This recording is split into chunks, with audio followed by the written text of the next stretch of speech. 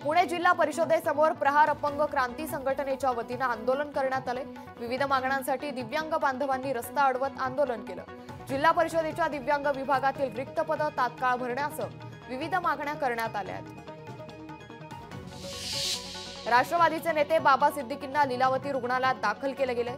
Food poisoning झाल्यानं गेल्या 2 दिवसांपासून प्रकृती ठीक नसल्याची माहिती समोर आली आहे। नंदुरबारमध्ये मुसळधार पाऊस सुरू आहे। पावसामुळे जिल्ह्यातील सर्वच धरणं ओसंडून वाहत आहे। तापी नदीला पूर आला असून प्रकाशा बॅरेजचे 17 दरवाजे उघडले, त्यामुळे नदीकाठच्या गावांना सतर्कतेचा इशारा देण्यात आलाय। मावळमध्ये जोरदार पावसामुळे पवना धरण 99.42% भरले। 5690 क्युसेक वेगानं पाणी पवना नदी पात्रात सोडण्यात आलं असून नदीकाठच्या गावांना सतर्कतेचा इशारा देण्यात आलाय। कर्नाटकमध्ये पुन्हा ऑपरेशन लोटस होणार असल्याचा दावा करण्यात येतोय। भाजपकडून 100 कोटींची ऑफर असल्याचा दावा काँग्रेसच्या आमदारानं केलाय। भाजपला 50 आमदार विकत घ्यायचे असल्यानं काँग्रेस आमदार रविकिशन गौडा यांनी म्हटलंय।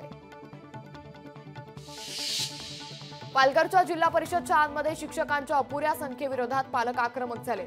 9 जिल्हा परिषदेच्या शाळांना पालक आणि विद्यार्थ्यांनी टाळं ठोकलं असून विद्यार्थ्यांना योग्य शिक्षण मिळत नसल्याचा आरोप देखील पालकांनी केलाय। पालघर जिल्ह्यात पावसाची संततधार सुरू असून सूर्या नदीच्या पाणी पातळीत मोठी वाढ झाली आहे। धामणी आणि कवडास धरणातून सूर्या नदीत पाण्याचा विसर्ग सुरू असून नदीकाठच्या गावांना सतर्कतेचा इशारा देण्यात आलाय।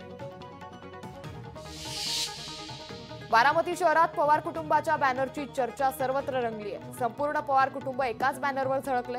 बॅनरवर अजित पवार, सुप्रिया सुळे, शरद पवारांचे एकत्र फोटो आहेत। आशिष शेलारांचा पी असल्याचं भासवून फसवणूक केल्याचा धक्कादायक प्रकार समोर आलाय। आवाजाची नक्कल करत वकिलाची फसवणूक करून खटल्यांची गोपनीय माहिती मिळवत पैसे उकळलेत। या प्रकरणी पीएच्या तक्रारीवर वांद्रे पोलिसात गुन्हा दाखल करण्यात आलाय। ओबीसींच्या प्रश्नावर राज्यभर बैठका घेणार असल्याचं ओबीसी आंदोलक लक्ष्मण हाके यांनी सांगितलंय। वेळप्रसंगी आझाद मैदानावर धडक देऊ असा इशाराही हाके यांनी दिलाय। महायुतीत काय करावं हा त्यांचा प्रश्न आहे असं वक्तव्य राष्ट्रवादी शरद पवार पक्षाचे नेते अनिल देशमुख यांनी केलंय। भाजपनं काय करायचं, एकनाथ शिंदेंनी काय करायचं, तसंच अजितदादांनी काय करायचं हा त्यांचा प्रश्न आहे असं देखील देशमुख म्हणाले। आमचे नेते अजित पवार आमच्या मतदारसंघात येत आहेत म्हणून केवळ त्यांचा फोटो कार्यकर्त्यांनी वापरला। महायुतीच्या नेत्यांना डावलण्याचा काहीच संबंध नाही अशी प्रतिक्रिया आमदार सुनील टिंगरे यांनी दिली आहे। विधानसभेआधीच आमदार रोहित पवारांना मोठा धक्का बसलाय।